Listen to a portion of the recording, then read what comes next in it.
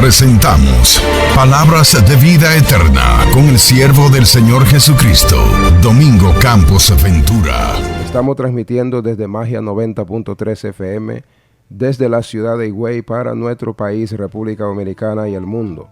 Le damos la bienvenida una vez más a este estudio que hacemos de martes a viernes. En este su programa Temprano Yo Te Buscaré. Qué bendición es poder tener el deseo de buscar a Dios, tener ese sentimiento. La Biblia dice que Dios es el que produce en nosotros tanto el querer como el hacer por su buena voluntad. Así que cuando nosotros despertamos con un deseo de orar, de buscar a Dios, es una evidencia de que Dios está obrando en nuestras vidas. La palabra del Señor dice que Dios no está en ninguno de los pensamientos del impío.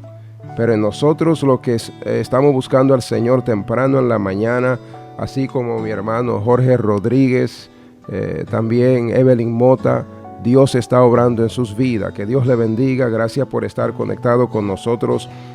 Bendecimos a todas las personas que están en su trabajo, que van camino a su trabajo en esta mañana, que van en las guaguas rumbo a la zona hotelera. Les damos la bienvenida a este programa y esperamos que en este día Dios pueda de alguna manera bendecirlo a través de su palabra. Sabemos que Dios es fiel y que la palabra del Señor no vuelve vacía, que Dios va a hacer lo que Él quiere y la palabra va a ser prosperada en lo que Él la envía. Hemos estado estudiando ya desde hace varios días el libro de Colosenses. Estamos en el capítulo 2. Nuestra amada hermana Rosa Fernández no pudo estar hoy acá, pero estará cuando le sea posible. Y mi amada está en los Estados Unidos, como muchos de ustedes ya saben. Pero vamos a continuar el estudio que hemos estado teniendo en el libro de Colosenses. Nosotros nos quedamos en el capítulo 2, en el versículo 16. Y vamos a retomar el estudio en este versículo donde el apóstol Pablo se está dirigiendo a la iglesia de Colosa, pero no antes sin tomar en cuenta al Señor y hacer una oración de apertura. Vamos a orar. Padre amado, Señor, en el nombre de Jesucristo, en esta mañana gloriosa, Señor, queremos reconocerte, queremos tomarte en cuenta, Señor.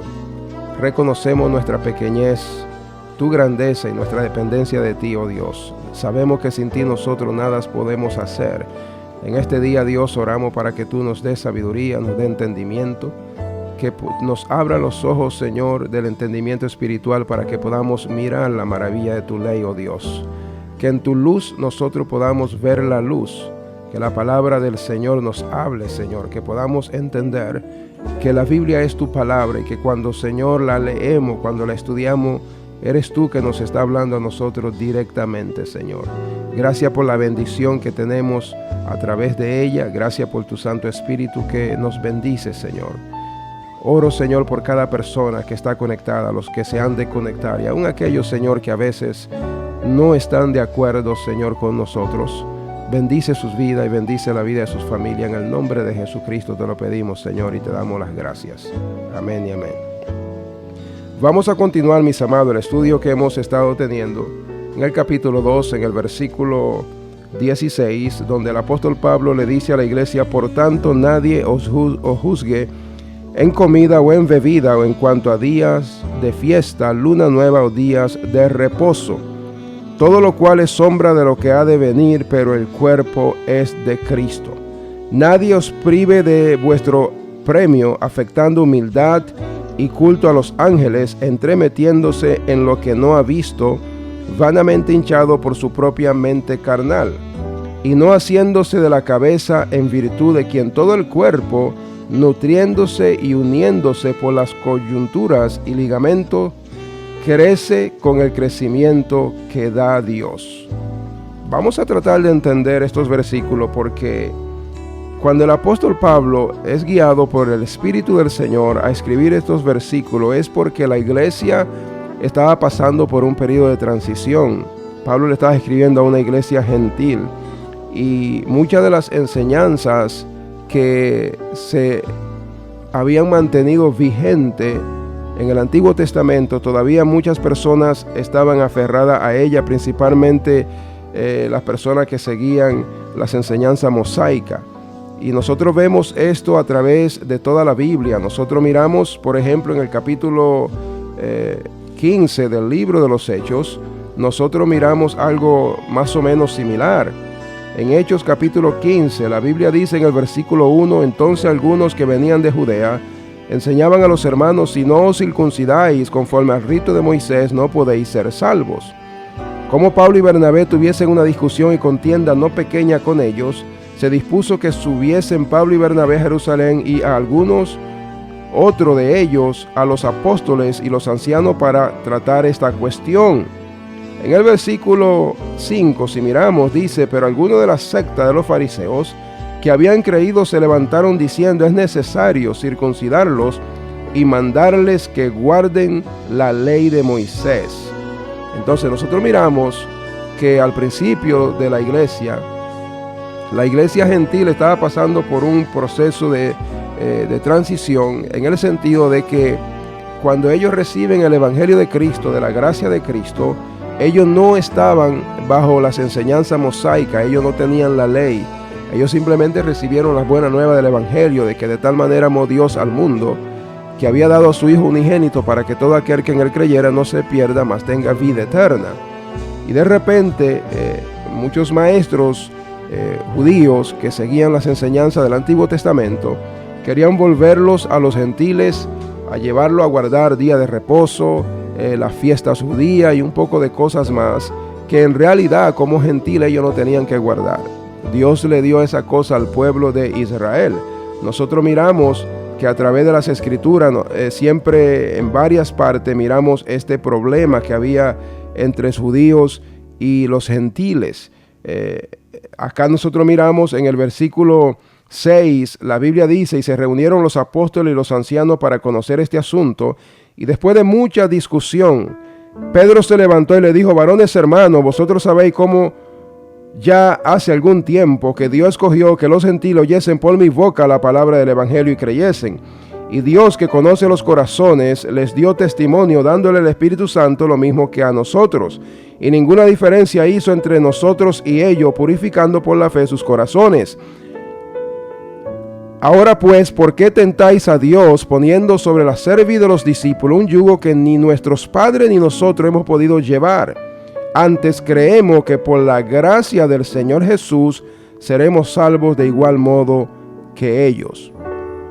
Esa es la única manera como los hombres podemos ser salvos, es a través de la gracia de Cristo. No hay otra manera, mis amados. En el Antiguo Testamento, cuando Dios le dio la ley al pueblo de Israel, el Señor le dijo, el que haga estas cosas vivirá por ellas, pero Dios sabía que la ley el hombre no la podía guardar. ¿Cómo puede un hombre imperfecto, vendido al pecado, guardar una ley perfecta? La Biblia dice que la ley es buena, es santa y es justa, pero yo soy carnal, vendido al pecado. Entonces, ¿cuál era el propósito de la ley que Dios le dio a los israelitas? Era crear conciencia de la santidad de Dios y de la pecaminosidad del hombre. Por eso Dios le dice que el que haga estas cosas vivirá por ella, pero Dios sabía que ellos no lo iban a poder guardar perfectamente. Para una persona buscar la salvación a través de la ley de Dios o de las ordenanzas que Dios les dio al pueblo de Israel, tiene que guardarla toda sin fallar en una sola. Y eso es imposible humanamente. La ley era para llevarnos a Cristo, era nuestro ayo. El ayo era el esclavo que se encargaba de llevar al hijo del Señor o de los señores a la escuela. Y se encargaba de que él se comportara bien. Cuando llegaba ahí ya se lo entregaba al maestro. Entonces la ley hizo su trabajo. Cuando la ley le reveló al hombre la condición en la que él estaba, pecaminosa, y cuando la ley le revela al hombre que Dios es santo, ya la ley hizo su trabajo. Pero lo bueno es que la ley era para apuntarnos a Cristo, a este hermoso Salvador que Dios en su misericordia nos ha proveído. Entonces nosotros nos damos cuenta que cuando ya Jesús viene, Jesús cambia las cosas. La Biblia dice que Jesús le dijo a sus discípulos, si me amáis, guardad mis mandamientos. Ya yo no guardo los mandamientos para yo tener vida. Yo guardo los mandamientos por amor a Cristo. Cristo me dio vida a través de la gracia. Y ahora yo lo hago por amor. Pero en el Antiguo Testamento era que el que haga estas cosas vivirá por ella. Pero yo no vivo por hacer cosas, yo vivo por lo que hizo Cristo. Cristo nos dio vida. juntamente con Él. Ahora, si yo amo a Cristo, por amor a Cristo, yo guardo sus mandamientos. Y hay grande bendición en guardar sus mandamientos, porque cuando nosotros lo hacemos, nosotros nos guardamos de muchas cosas que son perjudiciales para nosotros. Nosotros no le damos cabida al diablo para que entre en nuestras vidas. Vivimos una vida de santidad, tenemos el fruto de la santificación, pero es importante que usted como creyente entienda que Cristo es su suficiencia. Que Cristo, usted no puede añadirle nada más a Cristo para la salvación. Cristo es el Salvador. Entonces nosotros miramos acá que después de que Pablo le hace entender a la iglesia de Colosenses en el capítulo 11, donde él le dice, en él también fuisteis circuncidados, en el versículo 11, con circuncisión no hecha a mano, al echar de vosotros el cuerpo pecaminoso carnal en la circuncisión de Cristo. En el versículo 12, Pablo le dice del capítulo 2, sepultado con él en el bautismo, en el cual fuiste también resucitado con él mediante la fe en el poder de Dios que le levantó de los muertos. Y a vosotros, estando muertos en pecados y en la incircuncisión de vuestra carne, os dio vida juntamente con él, perdonándoos todos los pecados. Entonces vemos que la obra de Cristo nos ha proveído a nosotros una suficiencia que la ley de Moisés no podía. Y en el versículo 14 la Biblia dice, anulando el acta de los decretos que había contra nosotros, que nos era contraria, quitándola de en medio y clavándola en la cruz. Esto eran los mandamientos que nos condenaban a nosotros, que era el instrumento que nos revelaba a nosotros nuestra condición, que nosotros estábamos separados del Señor por medio de la desobediencia, pero Cristo la clavó triunfando en la cruz.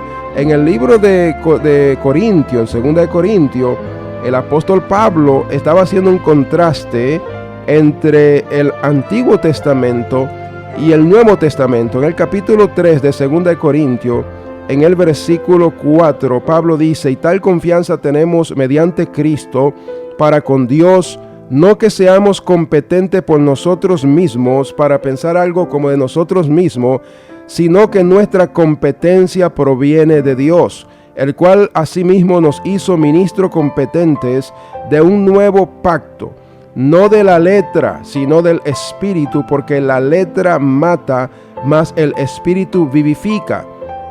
Y si el ministerio de muerte, grabado con letras en piedras, fíjense bien, amados, porque lo que fue escrito en piedra, todos sabemos que eso fue los 10 mandamientos. Y Pablo dice, y si el ministerio de muerte, grabado con letras en piedras, fue con gloria, tanto que los hijos de Israel no pudieron fijar la vista en el rostro de Moisés a causa de la gloria de su rostro, la cual había de perecer, ¿cómo no será más bien con gloria el ministerio del Espíritu? Cuando Pablo habla del ministerio de condenación, se está refiriendo y del ministerio del grabado con letra en piedra, está hablando del Antiguo Testamento, está hablando de los 10 mandamientos. En el versículo 9 dice, porque si el ministerio de condenación fue con gloria, más abundará en gloria el ministerio de justificación. Cuando Pablo habla del ministerio de justificación y del ministerio del Espíritu, está hablando del Nuevo Testamento, del nuevo pacto que ha sido hecho a través del sacrificio de nuestro Señor y de nuestro Salvador Jesucristo. Entonces es importante que usted entienda como creyente la libertad que usted tiene en Cristo y que Cristo vino y hizo una gran diferencia. El pueblo judío tenía que guardar no solo 10 mandamientos como muchos creen, habían 613 ordenanzas que Dios le dio al pueblo de Israel que tenían que guardarlo, y era imposible. La Biblia es clara, la Biblia dice que por medio de la ley nadie puede ser justificado. Nadie puede ser justificado. La ley tenía un propósito y era llevarnos a nosotros a Cristo. Pero qué bueno que tenemos buenas nuevas, que tenemos buena noticia, que a través del sacrificio de Jesucristo nosotros podemos ser redimidos, podemos ser salvos. Ya nosotros no estamos bajo ese yugo de la ley. En el Antiguo Testamento, le digo una vez más, el Señor le dijo, el que haga estas cosas vivirá por ella, pero Dios sabía que no la iban a poder hacer porque la ley es perfecta, la ley es justa y es santa, pero yo soy carnal vendido al pecado. Aún como cristianos, si nosotros los cristianos somos honestos y reconocemos que aún después de habernos entregado a Cristo, todavía le fallamos a Dios. Al menos yo lo hago, yo reconozco eso. Hay una lucha constante entre la carne y el espíritu, y es un nuevo caminar. Hay un proceso de santificación, que nosotros vamos perfeccionando la santidad en el temor del Señor.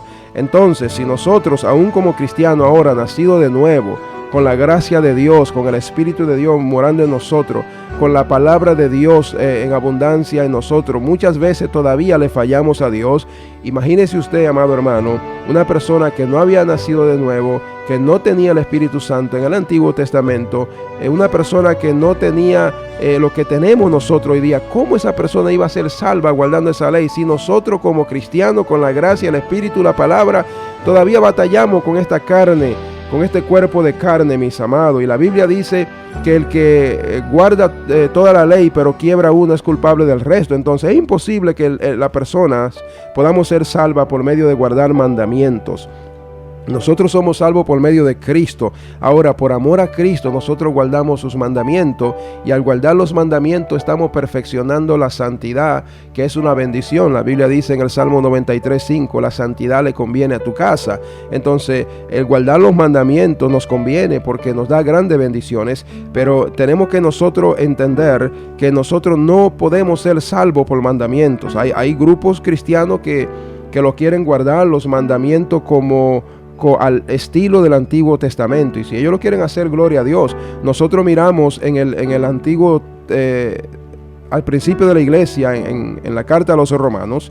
La carta a los romanos era una iglesia mixta de judíos y gentiles, y Pablo tuvo que tratar varias veces con este problema. En el capítulo 14 del libro de Romanos, Pablo le escribe en el versículo 1: recibid al débil en la fe, pero no para contender sobre opiniones, porque uno cree que se ha de comer de todo. Eso eran los gentiles. Los gentiles, después de que estuviera cocinado y tuvieran buen sazón, se comían lo que fuera.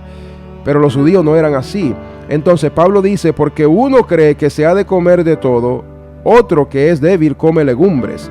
El que come no menosprecia al que no come, y el que no come no juzgue al que come, porque Dios le ha recibido. ¿Tú quién eres que juzga al criado ajeno? Para su propio Señor esté en pie o cae, pero estará firme, porque poderoso es el Señor para hacerle estar firme. Uno hace diferencia entre día y día, otro juzga iguales todos los días. Cada uno esté plenamente convencido en su propia mente. El que hace caso del Señor lo hace para el Señor, y el que no hace caso del día, para el Señor no lo hace. El que come, para el Señor come, porque ha dado gracias a Dios, y el que no come, para el Señor no come y da gracias a Dios. Porque ninguno de nosotros vive para sí, ninguno muere para sí. Pues si vivimos, para el Señor vivimos, y si morimos, para el Señor morimos. Así pues, sea que vivamos o que muramos, del Señor somos. Entonces, nosotros estamos mirando, mis amados, que desde el comienzo de la iglesia, al principio, había esta batalla entre las personas que habían estado bajo las enseñanzas del antiguo pacto, y se le hacía un poco difícil ya dejar esas tradiciones y esa costumbre. Y en una iglesia como la iglesia de Roma, que habían judíos y habían gentiles, habían unos que querían guardar el día cuarto, el sábado, y habían otros que decían: nosotros no estamos bajo esas ordenanzas, nosotros somos gentiles, nosotros creemos que Cristo es nuestra suficiencia y que en Cristo nosotros estamos completos. Entonces Pablo tuvo que escribir esta carta para tratar de lidiar con esta situación, y Pablo sabiamente le dice a los judíos: el que guarda el mandamiento lo guarda para el Señor, porque ellos habían estado bajo esas enseñanzas por mucho tiempo.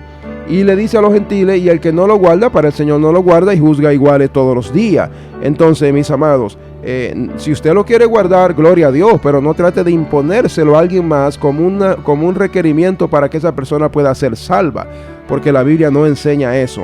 Entonces, mis amados, estamos mirando que en Colosenses Pablo está tratando más o menos con el mismo tema. Después de él haberle enseñado a la iglesia que en Cristo nosotros estamos completos, que Cristo es nuestra suficiencia, Pablo dice entonces en el versículo 16 del capítulo 2: por tanto nadie os juzgue en comida o en bebida, o en cuanto a días de fiestas, luna nueva o días de reposo, todo lo cual es sombra de lo que ha de venir, pero el cuerpo es de Cristo.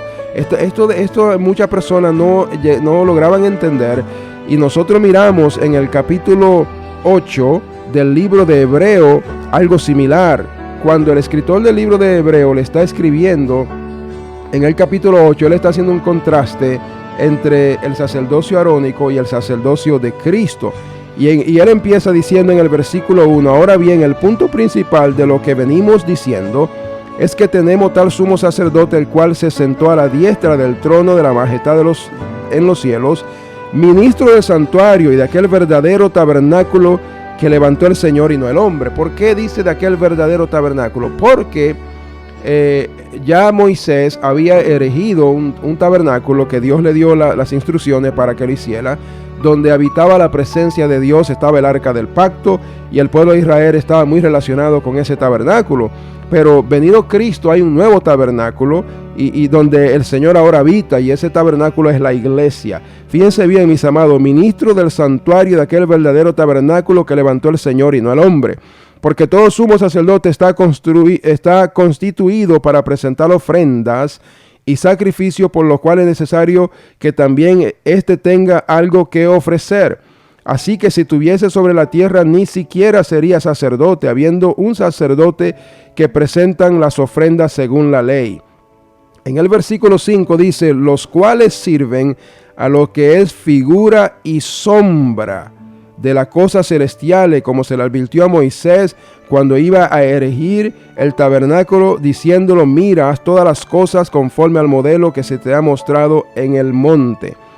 Pero ahora tanto mejor ministerio es el suyo, o sea, el de Cristo, cuanto es mediador de un mejor pacto establecido sobre mejores promesas. Entonces estamos mirando, mis amados, que a través de todo el Nuevo Testamento siempre se está haciendo un contraste entre lo que representaba el antiguo pacto y lo que es el nuevo.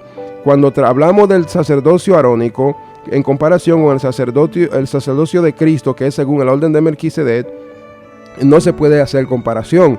Cuando hablamos del tabernáculo que erigió Moisés en comparación al tabernáculo que ha levantado el Señor, no se puede hacer comparación. Todas esas cosas apuntaban, mis amados, hacia lo real, hacia lo genuino.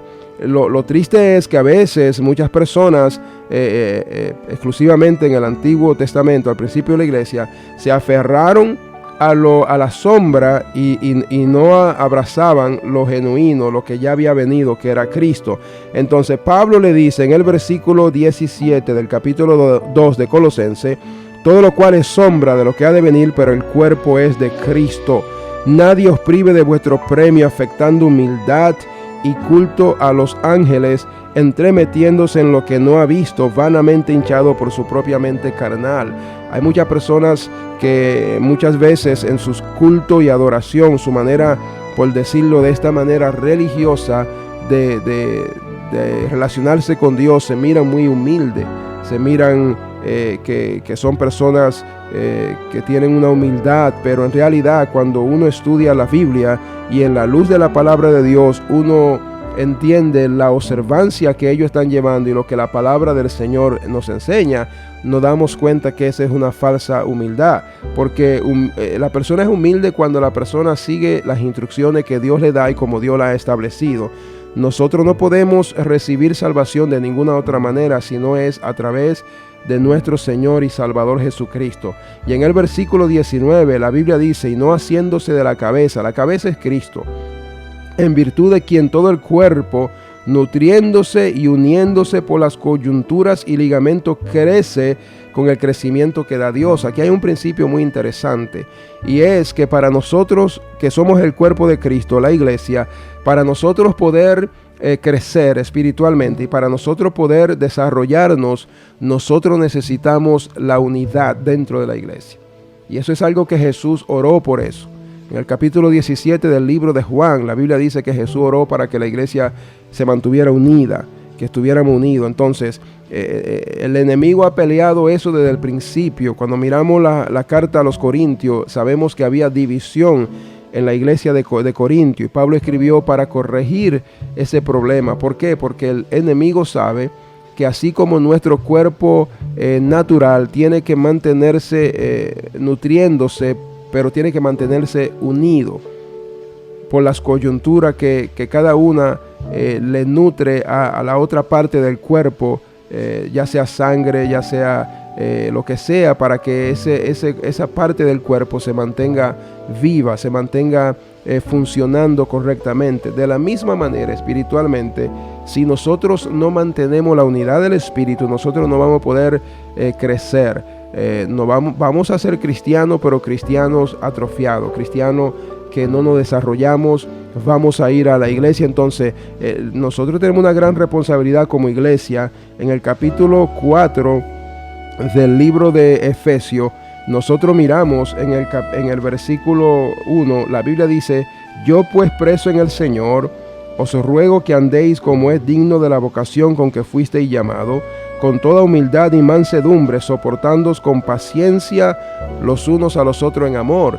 ¿Por qué la Biblia nos enseña que tenemos que tener paciencia o soportarnos los unos a los otros? Porque nosotros somos cristianos, pero no somos perfectos intrínsecamente. Nosotros estamos perfeccionando la santidad.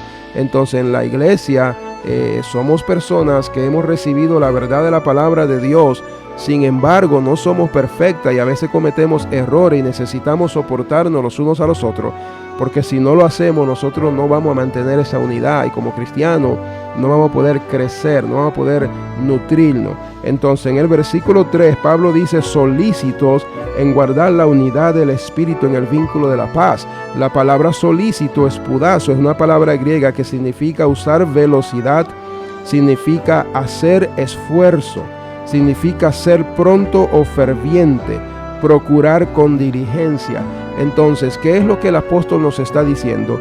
Que los cristianos tenemos que ser pronto, tenemos que hacer esfuerzo, tenemos que usar velocidad y tenemos que procurar con diligencia la unidad del espíritu en el vínculo de la paz. ¿Por qué? Porque nosotros es muy fácil que la persona se ofenda, porque los cristianos somos seres humanos que estamos siendo transformados. Nuestra manera de pensar tiene que ser renovada con la palabra para que nuestra conducta pueda ser acorde a la palabra de Dios, a un hombre santo, a una mujer santa de Dios. Pero eso no se logra de la noche a la mañana. Entonces el enemigo, sabiendo nuestra debilidad, trata muchas veces de abrir brecha, ya sea por una ofensa, ya sea por una palabra maldicha, ya sea por una actitud incorrecta. Entonces nosotros tenemos que ser sabios como hijos de Dios y tenemos nosotros que hacer las cosas como la palabra de Dios dice, porque aunque somos cristianos, nosotros no somos perfectos. El cristiano lucha con muchas cosas. El cristiano no solo viene de un mundo de pecado donde uno ha hecho de todo tipo de cosas, y a propósito es bueno entender que hay personas que a veces no entienden que de dónde Dios ha sacado a uno. Yo por lo menos yo sé de dónde Dios me sacó. Yo sé la vida que vivía, una vida de pecado donde hice muchas cosas, pero por la gracia de Dios, como dijo el apóstol Pablo, yo soy lo que soy. Dios nos saca a nosotros de las drogas, Dios nos saca a nosotros a veces, a otro de la prostitución, a otro de la homosexualidad, a otro de un espíritu de juzgar a la persona y condenarla. Hay personas que se creen que son buenas, pero la Biblia dice que no hay bueno ni siquiera uno, que todos hemos pecado. Nosotros solamente pensamos que somos buenos cuando nos comparamos con alguna otra persona, pero eso no es cierto. No hay bueno ni siquiera uno, solo Dios es bueno. El ser humano nace en pecado. La Biblia dice que en pecado yo he sido concebido y en maldad he sido formado. Entonces unos pecan a una manera y otro a otra, pero lo cierto es que todos hemos pecado y estamos destituidos de la gloria de Dios, a menos que usted ya sea cristiano.